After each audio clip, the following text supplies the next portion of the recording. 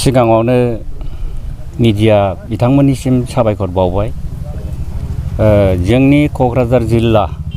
एक्स volunteer फर्स अर्गेनाइजेसना फैगौ 22 आरो 27 November 2023 इं अक्ट'खालि साननैनि हाबाफारि लानानै बावहाय कनभेनसननि दिन थारिख थि खालामनाय जाबाय। बे असिलाखौ लानानैनो दिनै जोङो बे बसगावनि गेलेग्रा फोथाराव बयबो जिल्ला आफादनि दैदेनगिरि आरो आरसिनि दैदेनगिरि लोगोसे बे जमदुवार आन्सलिकनिनो मावफारिया आफादगिरिजों लोगोसे नेहाथारिजों लोगोसे गुबुन गुबुन बिबाननि बिबानगिरि बिथांमोनखौ लानानै जों जे थारैनो 26-27 नभेम्बर अक्ट'खालि जोङो कनफारेन्स बा कनभेनसन खुंनो थांगासिनो दङ। बियो गमामायैनो फैगासिनो दङ आरो बेखौ खुंफुंनायनि लाहार फाहार खालामनो थाखाय जोङो दिनै बे लाइ खुथा बा खुन्थिया गायसननाय हाबाफारिखौ जोङो लादों। खुन्थिया गायनायनि उद्देस्यखौ आरो मा बुंबावनो, जोङो थारैनो खुंथारगोन बे सिना दिनै ओंखारबाय। जोङो बे कनफारेन्सखौ मानो खुंनो लानाय जादों बेनि ओंथियानो जाहैबाय दिनै जोङो एक्स भलन्टियार फर्सआ माखासे सुक्तिफोरखौ गोजोननाय मोनै आरो जोंनो थोजासे नङैलाय जोंनि गोदोसोनानै थानाय एक्स भलन्टियार फर्सजों लोगोसे गुबैयै साननो हनो गोरों बिथांमोनखौ लोगोआव लाफानानै जोङो जोंनि मोनथारनांगौ दाबिफोरखौ जोङो जाहाथे मावफुंलांनो हायो आरो बेजों लोगोसे जाहाथे जोङो गोदान जोलैनि माखासे सांग्रां मावथिफोर लेखा गोरों साननो हनो गोरों बिथांमोनखौ जोङो सोरजिलांनो हायो। बे असिलायै जोङो दिनै बे जमदुवार आन्सलिकनि बसगाव सराइबिल जायगायाव जोङो बे कनफारेन्सखौ लानाय जादों। बेजों लोगोसे जोङो ससियेल एक्टिभिटिस जोंनि बर' जाथि बा गुबुन जाथिफोरनि गेजेराव थानाय माखासे ससियेल एक्टिभिटिस बुङोब्ला जेनेबा बैसो गोरलैयाव हाबा लानाय, फरायनायखौ गोसो होबाङै, बायदिसिना जेनेबा सिगारेट बिरि ड्राग्स जानाय बेफोरबादिखौ होबथानो थाखाय जोंनि नैबे भलन्टियार फर्स अर्गेनाइजेसना बे हाबाफारिखौ लालांफागोन। लोगोसे जोंनि गेजेराव गावजों गाव एना एनि राजनितिक दोलो ओंखारखांनायनि उनाव गुबुन गुबुन राजनितिक दोलोआव हाबनानै दिनै गावनि जाथिखौ गावजों गावनो सैलायै मोनसे मन'भाबखौ जोङो जाहाथे नागारलायनानै जोङो जाहाथे खौसेयाव फैनो हायो, बे असिला लानानैनो जोङो बे कनफारेन्सखौ लानाय जादों। जोङो एक्सुवेलि नैबे फैगासिनो थानाय 26-27 अक्ट'आव जे कनफारेन्स जागोन बावहाय जोङो प्रत्येक जोंनि क'क्राझार जिल्लायाव 17था दखरा दङ, आन्सलिक दङ। 17थायाव जोंनि गाबज्रिनाय बादियै जोंनाव जाय बिथांमोना भलन्टियार्स मोनसे आन्सलिकआव बिसोरथ' गासिबो फैजोबनांगौ, गासिबो नुजाफैगोन आरो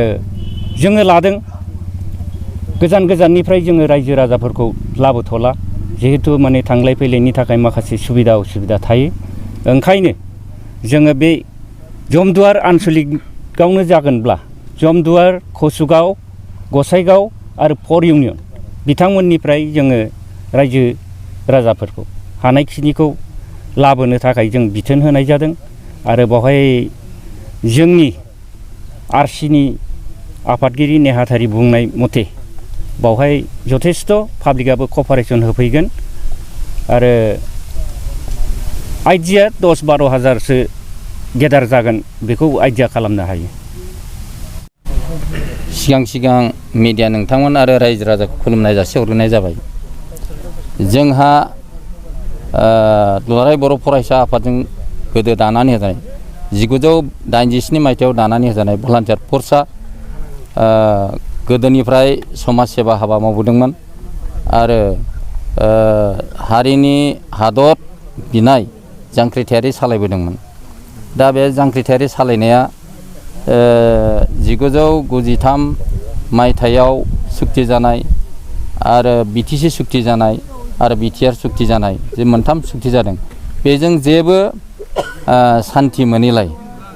जोंनि बे एक्स भलान्टियार फर्सआव गोख्रोङै सोमावसारनायनि मोनसे हाबाफारि लानो होननानै नैबे 26 आरो 27 अक्ट'आवहाय जे खुंफुं आफादनि जोंखौ आफादगिरि नेहाथारि गायसननानै होदों जों आफादगिरि नेहाथारिया बेखायनो बयबो रायजो राजाखौ बे गुरुत्व गोनां जोंनि हारिनि माहारिनि हादर दानाय समाजखौ मोजाङै फोथांनाय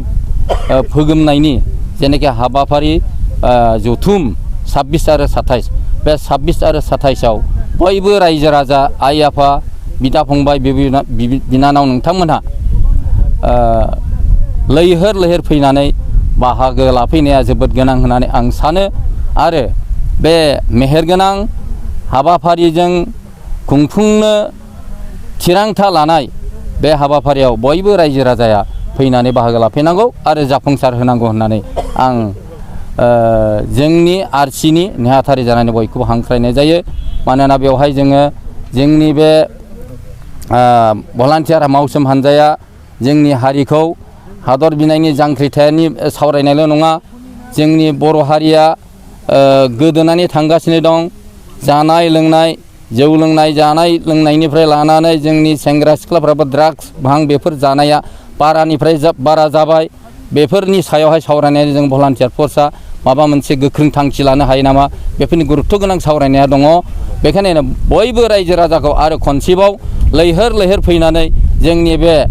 26 आरो 27 नभेम्बर गुरुत्व गोनां जाथिनि मोनसे कनफारेन्स होननानै सानजायो बेवहाय बयखौबो मोजाङै गोथार गोसोजों नुजाफैनाय बाहागो लाफैनानै जाफुंसार फैनाय बयखौबो खावलायनाय जाबाय गोजोन्थों। मेलावहाय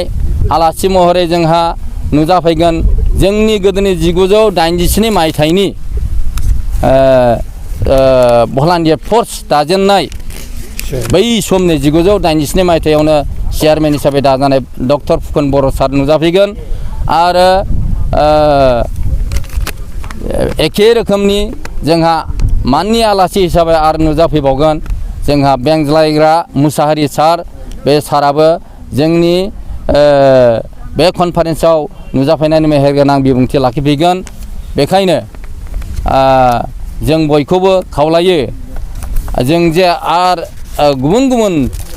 गोसो गोथारै नुजाफैनो गोसो जानाय जोंनि दैदेनगिरि नोंथांमोनखौबो जों खावलायहरो जाहाथे राजनितिक बासिया जासे धोरोम बासिया जासे खुनु समाज बासिया जासे जाहाथे बे हाबाफारियाव जोंनि 26 आरो 27 अक्ट'नि जे जथुम जोंनि एक्स भलान्टियारा खुंनो नागिरदों बेवहाय गोथार गोसो नुजाफैनानै जाफुंसार होफैनो थाखाय नोंथांमोनखौ गुरैयै बयखौबो खावलायहरनाय थाबाय गोजोननाय थाबाय। बाजाज कम्पानिनि बाइक सालायनो मोजां मोनग्राफोरनि थाखाय गोजोनथाव खौरां बेसेन नाङाजासे 2 लिटार पेट्रल गंनै हेलमेट सीट कभार 12 टाइम्स वाशिं कुपन मोननो हागोन लोगोसेनो बाइक बायगिरिफोरनो फ्रि एसवेर गिफ्ट